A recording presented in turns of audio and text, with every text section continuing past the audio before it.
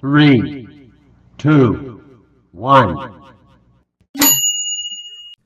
Okay, this is our cultivation podcast from You Dim Some, You Lose Some, and we're gonna be talking about self acceptance and how we can approach our mental health struggles without without hating ourselves. Yep. So I'm Shane Song, and we can go around this way. My name's Bryan Nguyen. My name's Natalie Setthaboupha. My name's Ellie Wike. I'm Eirene Wu. And yeah, so we'll just get into the first question. How do you feel about self criticism and self loathing, and are there any standards you have for yourself that you don't always live up to? So yeah, I came up with this question, and I feel like I'm always thinking about like my actions and how that didn't really line up with how I wanted to go, you know? So I feel like one thing is I'm really critical about how I think about other people because sometimes I can be like really judgmental and it's like not good. And I'll like think something that's just like really immature or stupid and I'll catch myself doing that and it's like I really don't like that. But the thing is like I keep doing it so then it starts to get like really annoying and like I'm not sure how to like deal with that, right? And then like standards for myself, I try and be like I try and be like a stand guy, but at the same time though, like sometimes it just gets like really annoying and I get really annoyed and I start to like lose control a bit. So like I remember one time I was playing pickleball and he got like really serious and like it really wasn't that deep. But then like because he kept calling something and I said something else and then we would just get like shouting about it and that was just like not my best moment. And that's like part of what I'm talking about where I'll just do something and in the moment I'll feel like it's like normal and like I'm in the right, but then I think about it later, it's like, why would I do that? So yeah, let's go next. This is like it's like hard to talk about, but it's like I'm trying to get it out there. Yeah. Anyone else? It's like a pretty deep question. Like you were talking about self-criticism, and specifically within that topic is a lot of the times we set expectations for ourselves, and when we often don't live up to the expectations. Like the natural instinct for us to do is to critically analyze ourselves as to why we didn't reach that instead of giving ourselves the optimism and the opportunity to self-reflect. A lot of times we immediately jump to lash to ourselves in anger and angst. I would say I play a lot of pickleball too, so I understand your perspective. Sometimes it's really frustrating. I'll be playing, I won't get the ball across or something like that, and it'll be really easy to come at myself and be like, "What did I know I did that wrong. I need to work on that," so on and so forth. But a lot of times in the moment, it's just like I just try to remind myself that I'm here to have fun. At the end of the day, I do want to get better, but that comes with time and a lot of the times sometimes like we have this agenda for us and it's really easy to want to like accelerate that agenda or push that agenda and if we're not on our assigned timeline it really frustrates us and it's really easy to be harsh on yourself. Mm-hmm. I feel like being harsh on yourself is like definitely like what we're talking about. Yeah. Not just with like obviously like games, but with school and stuff and like with anything that's important to you, you want to do this thing, but then like you make mistakes and it really like hits you hard. Like, I feel a lot of time I just during school, I mean I'm just not really paying attention, and then when the midterm comes around, I'm thinking like what is wrong with me? Like this was like it was just so dumb, and then the thing is you like sometimes you just keep doing it because like it's not you're not always like at your standard at who you want to be, you know. And yeah. I feel like setting expectations for yourself is such a double-edged sword sometimes, especially since if you don't reach those expectations, it like destroys yourself. And then, but like if you reach them, it's like, oh, I did it. But like, oh man. Also, like finding that like balance between like balancing your work and like actually taking care of yourself is like so difficult sometimes. I'm still trying to navigate that. Yeah. It's also like it's the expectations of others that have it's the expectation others have for you, whether that's from like parents or peers or I mean, did any of you guys have that experience like way back in high school of I mean, I'm assuming we were all relatively high achieving students back then. Did you guys ever have the experience of when you would get like a subpar grade for yourself, and then somebody would ask you like, "Oh my God, what did you get?"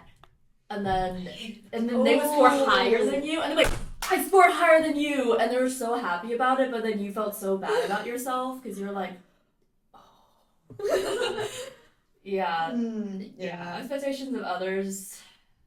Like They expect you to quote unquote be better than you, but then they get mad that you scored higher. But when they score higher than you, they're happy that you didn't. It's very odd.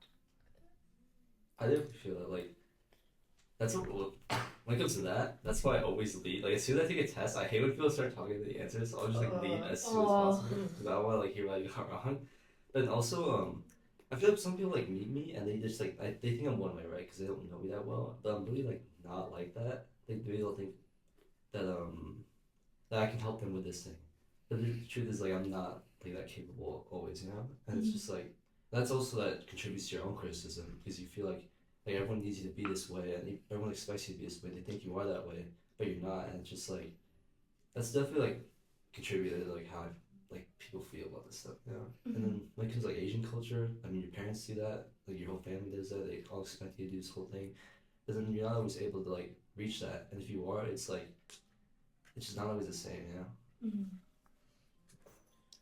Yeah, I would say a lot of the times, especially within those situations, it's easy to compare yourself because that's a lot of people with cultural upbringings. I would say, especially for myself, when I was growing up, and I wouldn't be able to achieve something, my mom would always be like, "Your cousin like did this, you did that. Like, how come you aren't doing any better? Like, oh, like how come you aren't pursuing a career in like the medical field or something like that?" And a lot of times it's like it's easy to be to want to achieve others people's dreams, but a lot of times we forget that comparison is the thief of joy, and we need to remember ourselves that we're here for ourselves and our own journeys. Of course, it's amazing to be able to help fulfill other people's dreams that they have for you, but at the end of the day, you have to remind yourself that you are living for yourself. It's kind of hard to do that as well. Like at the end of the day, you're your biggest critic. Like no one's gonna come after you as hard as anybody else. I would say. So like when you're looking at that grade yourself, it's like you're your own person. Like nobody, realistically, besides your parents, no one's gonna be like, "Dang, I can't believe you got a B on your exam" or anything like that. So you have to remind yourself like, um, you're your own biggest critic, um, and you're truly the only person that can make the change yourself. But don't be too hard on yourself because at the end of the day, we're all human. We're all growing as people. Everybody has their own different paths, and to expect yourself to be on said path to do 4 years in college or go to college straight from high school, it's unrealistic. It's not for everybody. Everybody has their own thing. So that's what I would say. I agree. I feel like comparing yourself to other people just isn't the way to go because everybody has like really different like paths or journeys onto like what they want to do. I think for me, I used to be very like overly critical of myself, especially in high school. All these like expectations and like with like throughout like college applications and stuff. I was just like, damn, like what am I doing? Like I don't know what I'm doing. But yeah, as I was saying, like I think comparing yourself to others, I think I try to like what I do. I feel like I try to like not dwell on negative thoughts as much because I feel like that kind of sets you up in the mindset that like, oh, like everybody else is doing better than me, like why can't I be like them? But I feel like you have to like reframe your thinking a little bit and just work from that because if you try to dwell on just like the negative thoughts, I feel like you're never gonna grow. Yeah, I feel like a lot of that is what causes. We were talking about this like imposter syndrome, where you feel like you're just not. How do you say not describe it? It's like, I mean, you just feel like you're not who everyone thinks you are. Right? So obviously you're an imposter. You feel like you're a liar, even though you're not trying to do all those things. And also, it's like, it's difficult to like find a good like confidence level because I feel like on one hand I can be like really arrogant at times where I'll like in my mind I'll think I can just do whatever, right? Like I can just do anything, but like at the same time the other times I'm thinking like I'm just I started catching myself, calling myself arrogant, and then I was like push myself down that I can't do it at all. So it's really difficult for me to find like a balance in between where I'm not like arrogant or I'm not like insecure. I just want to be like just be me, and like find that balance. And even when I first got, I saw like the acceptance at UCLA. I was like really surprised, and I didn't really like believe it. My reaction was so underwhelming. Like I was like, wait, I got in. And the thing is, when I first found out, I like found out when I was like hanging out with my friends, but I didn't really want to like tell people because it just like it just didn't feel like I like deserved it more than like other people who didn't get it, you know. And like that whole like time was like really weird too because like, everyone talks about colleges and oh I got in here and like oh I didn't get in here, and then I just like didn't like to talk about that at all, and it also just made me feel just like really weird about it, you know, like why did I get there versus like or me not getting somewhere else, you know, and that was like pretty hard for me. I mean, your first year, right? So you had dealt with that pretty recently. How would you say like? Getting in, low-key, I had a really like underwhelming reaction too. I literally woke up and I was like, "What the heck is this?"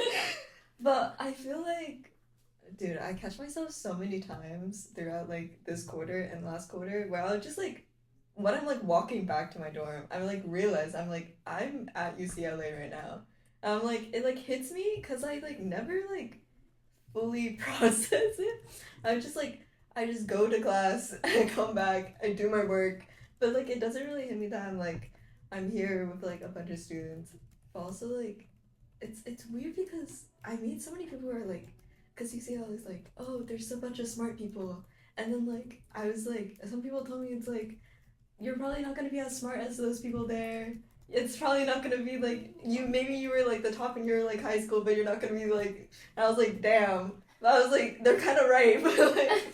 Cause I meet like so many like smart people, also like so many people where I'm like, I don't know what's going on, but it's like, I feel so like, I don't know how to like figure out how well I'm doing without comparing myself to other people sometimes, and like sometimes the only way to figure out like if I'm like on the right track is looking at other people, but when you do that, you just get down in like a whole entire rabbit hole of either just like destroying yourself or just like being like, oh, maybe I'm doing okay.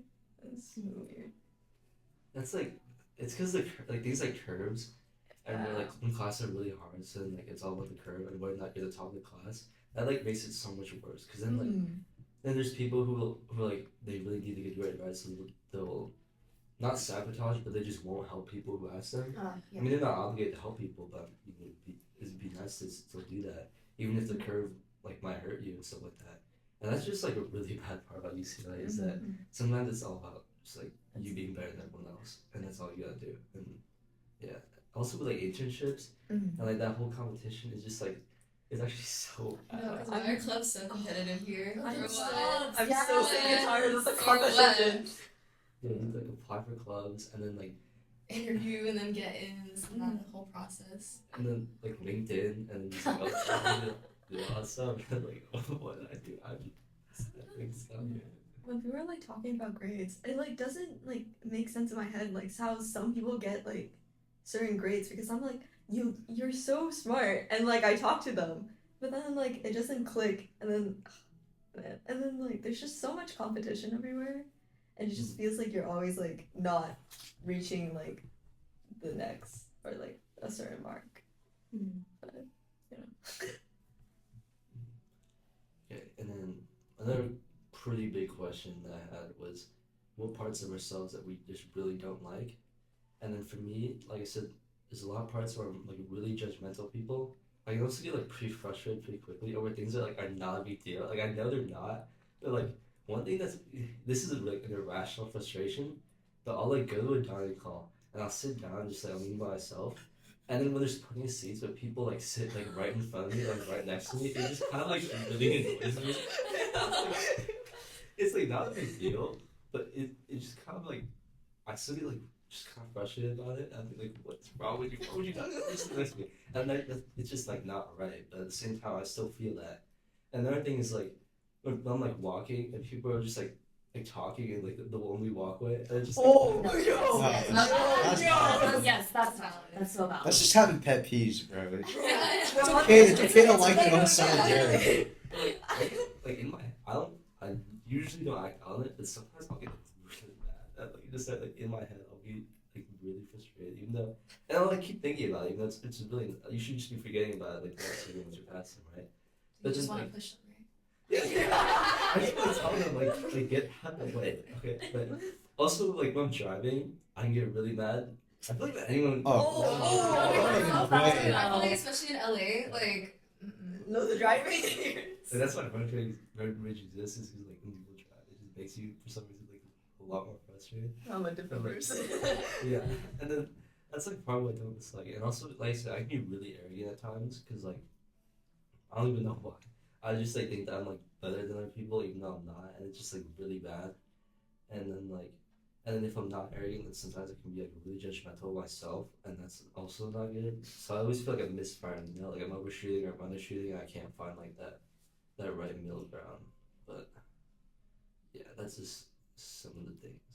The other things also like sometimes like not that considerate either, even though that's not cool. Yeah. Sometimes it's really hard to find that middle ground. Yeah. It's like when you're saying like you're either way too this or not enough of this. It's like not a matter of fact of finding that middle ground, but it's finding a right time to be either. You know, like it's okay. Sometimes road rage is okay. Me personally, like, I just hate seeing old people on the road. They should just have other people drive. Like no, like you have kids. Everything's not you. You're retired. Come on, use that retirement money. Wait, road rage is so like. I feel like road rage is It's so. it's road- valid it's to low-key. it's valid to a certain extent. I mean, Okay. I mean, you can't like ram into another car. Oh no. That's No. That's like flipping somebody off beneath the wheel. That's I'm not gonna- that's not I'm good. not gonna- That's like I'm outside not beneath gonna- the wheel. 'Cause You guys that's ever like- do like if someone's driving really slow and I just pull past them and just do Bro, some people be going 40 on the freeway. I'm like, please get off. Listen, I'm from Texas, which is why I do the under the wheel because I don't want to have like a Yeah. in the Mm. car. Yeah. You know? I'm not gonna do anything. I just get mad. One time me and my friend were driving, and then this guy like kind of cut us off. So my friend like drove next to him, rolled down his window, and just did the thing, and they started following us. Oh! So then we really get away, but like it just like road rage, like it's fine to be angry, but at the same time when it starts to get really bad, you start like acting on it and stuff. It's just like a problem. Yeah. Honestly, it's really like not worth like doing anything over unless it's like honestly, obviously they're like attacking you or something. But like, yeah, that's what I think. But they wouldn't have any like parts about themselves that they wanted to share that they like really dislike. Or, yeah. Sorry. I'm like a really big overthinker. Like I feel like I'm pretty like observant, and then like it kind of like messes me up in the end because I ended up overthinking everything, which is weird. It kind of contradicts with what I said about like not dwelling on negative thoughts. But I feel like I tend to overthink a lot, and then it gets me like I get really like emotional. Like I'm really emotional sometimes, and I don't like it because I feel like being really emotional or like crying or like having a panic attack takes so much of my time. But I'm like I got shit to do. Like I'm not trying to cry right now. Like I can't cry right now. But like sometimes I get so overwhelmed by emotion because I'm overthinking so much that I'm not physically able to do like go on with my day or like do anything else like schoolwork or like just try to like hang out with friends or whatever. So I hate being an overthinker. Another thing. Like, I don't know why, like, I'm such a yapper, but I hate public speaking. Like, I just, like, for the life of me, I cannot do a presentation. Like, it's just, I don't know, I think it's part of, like, the overthinking, where I'm just like, oh, like, I wonder what, like, everyone's thinking about me, like, this and that, like, what if I mess up? But yeah, I think I've gotten more comfortable with it, but I still, like, my heart, like, races so much whenever, like, I'm about to talk. Even, like, introducing myself in discussion, like, just saying my name and hearing facts about myself. Like, I get so, like, anxious for what? Like, I don't know. But yeah. I also overthink like way too much, and then I like catch myself going into like a spiral. But like the other way I deal with it is that I literally don't think about my problems, and I literally just keep on like distracting myself. You're until, better like, than me because I'm just like sitting there like. But then it like bottles up, and then I get like hit. Mm. I get hit like really hard, like, and then I'll crash out for like one night, and then I'll just go back to distracting myself. It's bad. No, I agree. I think that's probably one of the things I don't like about myself is I am like notorious to myself for suppressing my emotions. Like I don't really like to feel anything on the extremes. Like I don't like to feel extreme anger. I don't like to feel extremely sad or anything. But so when something, like you said, like it just bottles up, and then something small can happen, and it's not even a big deal for in that situation, but it's just because of the buildup that's when I explode. I just like spontaneously start falling. But on the bright side, it means I only cry legitimately like 2-3 times a year. Dang. Like It's like in a month though. like I said, this is why like suppressing your emotions is a bad thing. Yeah. Yeah, I would say like sometimes. Sorry, this is not me sharing. This is me sharing my thoughts. But a lot of the times I would say me personally like a lot of the stereotypes with men or like the male category in general is that we're emotionless, so on and so forth. Like we don't like to feel, or you're being told that when you're from your kid, like you shouldn't cry, like so on and so forth, and all that. And I, similar to you guys, like I used to bottle up my emotions all the time, and then it would come out in anger outbursts, or I would have a lot of breakdowns, or I would just like be really, really frustrated and not know what to do with myself. I personally had a problem when I was like really young. I was put into like anger management therapy with like a pediatrics and all that. But I would say like the biggest thing I've learned is don't like don't cut yourself short. Don't sell yourself short. It's okay to feel your emotions, and just think about it like there's a broken pipe in your house, right? And like if you keep putting duct tape over it, like the pipe's gonna keep bursting. It's gonna come out eventually. So you have to actually take time and out of your day to fix it, regardless of how you think you feel. It's like the more and more you just let it go, the bigger the problem's gonna get, I would say. So that's one of the things I've learned myself, and I try to address more often than not. Um, it's just super easy to let yourself go and be critical on yourself. Like, well, I'm crying. Like, why am I crying? But remember that like it's normal to have emotions as a human being. Like, no emotion is more important than another one. Being happy is no more important than being sad. Everybody has to feel emotions, I would say. I would say like I'm definitely like sometimes really emotional to the point where it kind of like gets like outputted. I'll be like sometimes I'll be like really happy, and then I'll be like just like walking around with like a huge smile. But at the same time though, like I don't always want to show my emotions because I feel like it just makes me like feel like really weird, you know. Like if I get sad, I'll start to like I'll act different towards people, and it's not always like in a good way. Or if I'm like angry, the same thing, and that's part of like myself I'm trying to work on. And I know that kind of fits into that area where you don't want to be like where men aren't supposed to be emotional and stuff like that. At the same time, like maybe I've been like kind of influenced by that, or like I don't want to like output too much, but like yeah, there's just a lot of stuff to work on. Yeah. Okay.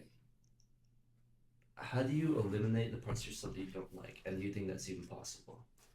So for me, I feel like this is like I asked this question because I'm really not sure. What I would say is like it might not be possible. Like the part I'm talking about is like let's say like intrusive thoughts, where I get intrusive thoughts of like I said judgment, like arrogance or like insecurity, and I catch myself, but at the end of the day they're still there, and those thoughts are like something I want to get rid of.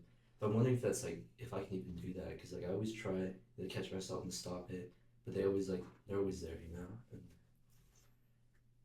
I'm not sure if it's possible. Like if I keep like trying to catch it and I keep trying to stop it, like it'll go away. But at the same time, it's like it's not really like maybe you can't really control your thoughts, but like this like what controls your thoughts are more like your circumstances instead of like what you think in your mind. You know.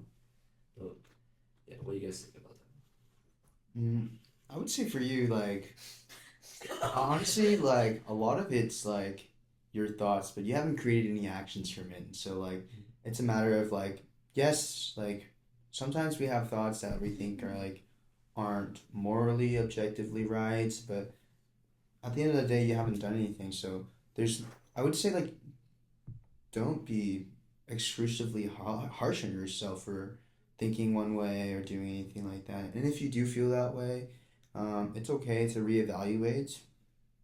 It's okay to think about it, but don't attack yourself, dude. Be super light. You should At the end of the day, discredit. Oh, yeah, sorry. yeah, Sorry, don't, go yeah. Like you're sitting across, like someone sits next to you, you're like, why are you sitting there? But like you haven't said why are you sitting there, so like don't be like super harsh on yourself. that? Yeah. I feel like you shouldn't discredit yourself, like, of like your positive like qualities, because like I feel like everybody has both good and bad qualities.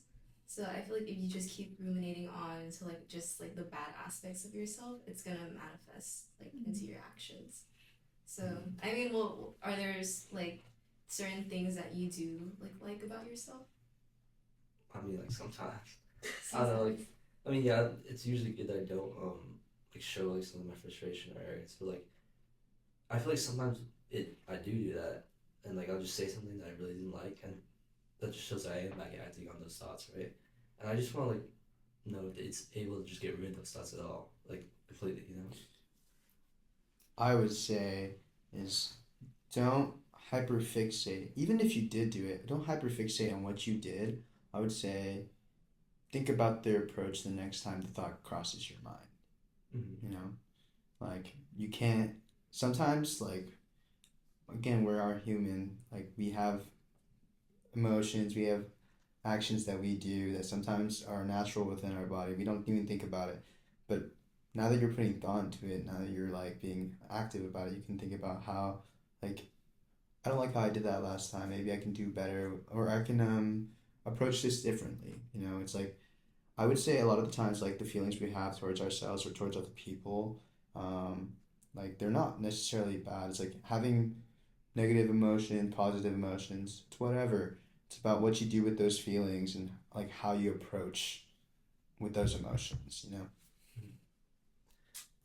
So, but for you guys, like, how do you think you can get rid of like feelings of like overthinking and also like bottling up your emotions? How do you think it's like you're able to like get rid of that or? I try to catch myself whenever I'm like falling into like a really bad spiral, and then instead I try to like think about what I can actually do instead of like so like if I get like a bad score on my test, like yeah, I'm gonna analyze every single thing I did wrong and be like, oh, I should have done this wrong. I'm stupid for doing this. But then like at the end of the day, there's nothing I can really do to like go back in time and like redo all of it. So like more so I try to focus on what I can do actually do like in the future. Like what can I like work on? What should I have actually done and what I can do like next time. So Mm-hmm.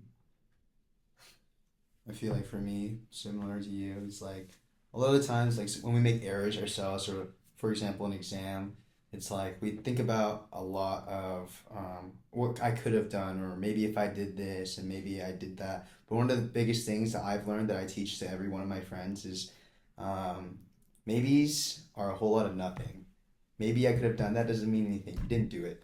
So what you can do is I can study harder, get rid of like the maybes or the considerations, and think about how we can move forward from this situation and work with what we know. Like we knew we did that in the exam, so what can I do to put myself forward from that, you know? And with overthinking for me, it's like I think it's a matter of not hyperfixating on the emotion or hyperfixating on that memory or anything, but actually like channeling that energy towards something more positive or having a healthy emotional outlet. Yeah, I do agree on the healthy emotional outlet because from personal experience, like, God, like way back when, like, good old middle school, love those times. I probably do have an idea why, but you know, for some reason, I attached so much of my self worth to my grades, even in middle school, which was insane. So, like, if I got an 80, I'd be like, ugh, and all of that.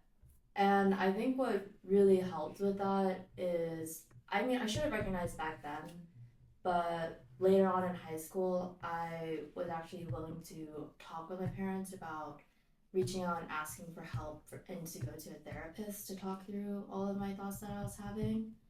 And truly, I think that helped out a lot. It's not necessarily that you don't have those thoughts anymore, in my experience. It's more so you learn where they're coming from, you learn to manage them, and then eventually you get better at it to the point that you don't have them nearly as often as you used to. So now, hey, last quarter I got like a 60 on my OCAP midterm. You know what? I did not beat myself up about it. Yes, I was unhappy, but I was like, okay, this just means I have to study more and maybe go to office hours and maybe get a tutor. I'm not sure, like, so you said that like therapy helps you get rid of those thoughts. I mean, not necessarily get rid of, but it makes them like a lot more rare. But to manage, at least in my experience, because I am an overthinker and I do, I often do like ping pong thoughts in my head. So you just always arrive at the same conclusion yourself. And yes, it is helpful to talk with family and friends about it. But at least in my experience, the one positive thing about having a therapist is they are, quote unquote, an objective view. They're like an objective view to your life and to your thoughts, so they can kind of help you if you say something, they're like, hold up, let's look at that, because that doesn't seem quite correct the way, even if you think it is correct yourself. Yeah, maybe I should go to therapy then. It's like, yeah, I think a lot of my problem is I just like don't always feel like that complete, like how I want, how I want to be, and then I can talk about it, and I feel like it does like help, but then also at the same time, like I feel like just my circumstances like reinforce, like the way I think, because like I have like certain goals for myself, and if I like let's say complete some of them, then they'll like push me or be more arrogant and push me like to have like a bigger ego and stuff. I feel like ego, sometimes my ego is like out of control. It's like it's so bad, and like I know it's bad, but at the same time it's like it's still there, But I'm not really sure like how to just like fix it. And like I know that we just focus like on our actions, right? And like actions are what's most important, but at the same time like our actions like spring for our thoughts, And yeah, I just want to be like sometimes I just want to be different, Yeah.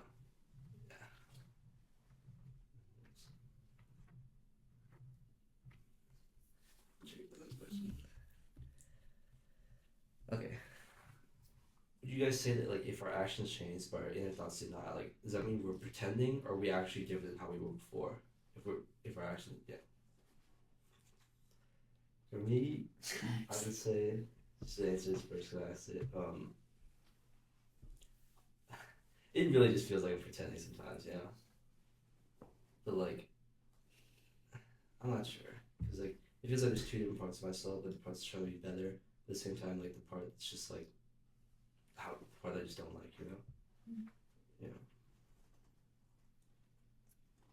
I would agree that it feels like pretending if your actions change, but your thoughts don't.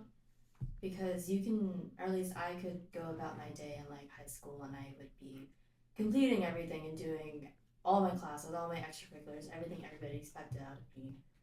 But my thoughts never aligned with what I was doing. I never thought that what I was doing was enough. And when people were like, oh, are you okay?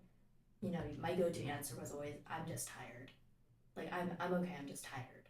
And that didn't really align with what I was doing because in reality, what I was doing probably was, I think people could probably tell I was not okay. But it's just you had those expectations and at least I had those expectations for myself. And I kind of like you, I used it as a distraction to avoid what I was feeling. So I would think that, yeah,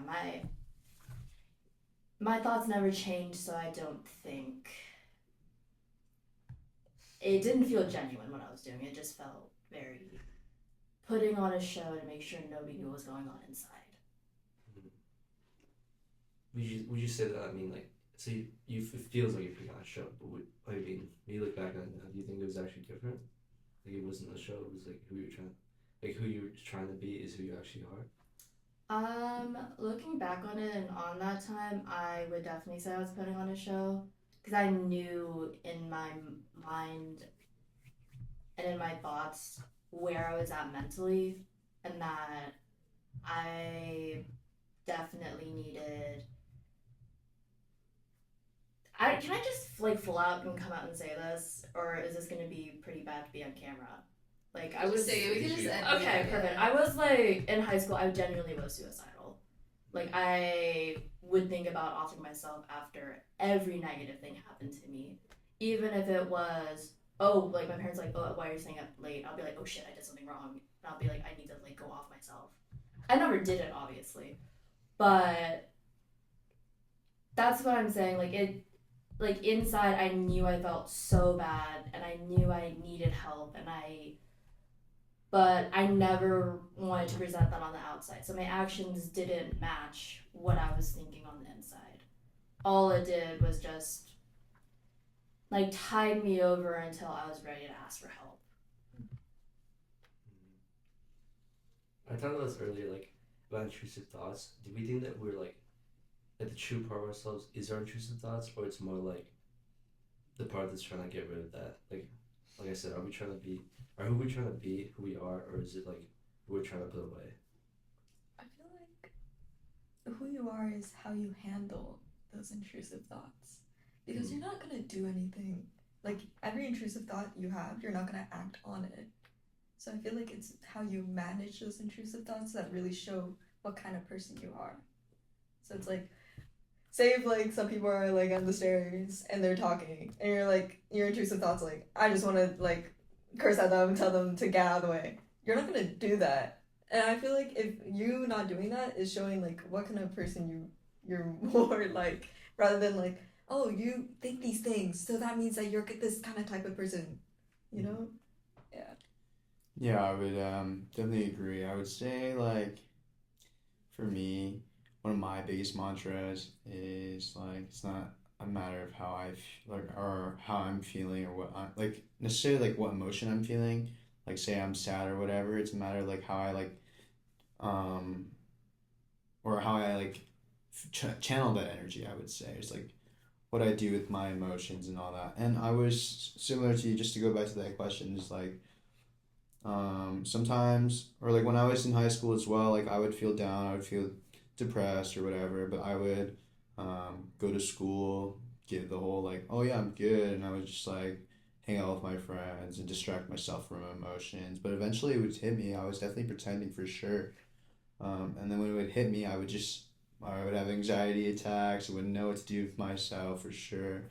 And it was only after like a while, I would say, just until recently, like right before I got into UCLA, like probably a year and a half ago, was when I started like finally realizing that I should find an emotional outlet or I should take myself time, like journal, like write down what I'm feeling and like actually visualize it, like because a lot of times it's in your head and it's hard to see, but when it's written down or it's like it's visualized, like, and you read it and like for example, it's like I'm still mad at myself for like not doing my homework assignment due 3 weeks ago. I'm like, what the fuck am I mad at this for? Like, this was 3 weeks ago. Like, sometimes it's like reality check for yourself. Mm-hmm. And so I would say that's a good way of managing yourself. And it's also with the people you surround yourself with, like people who are good with handling their emotions. You are who you surround yourself with. Like, like ultimately, if you're friends with someone, like, who deeply roots their problems and makes decisions based off like their emotional struggles, like I'm doing this because I'm sad. I'm doing this because I'm that. That's ultimately gonna like fall onto you as well. And as much as I hate to say, it's like so you might need to remove yourself from that situation as well.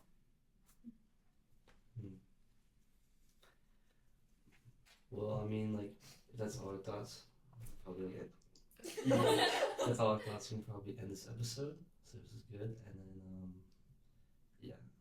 It's, you did some, you win some. You did some, you win some. Thank you.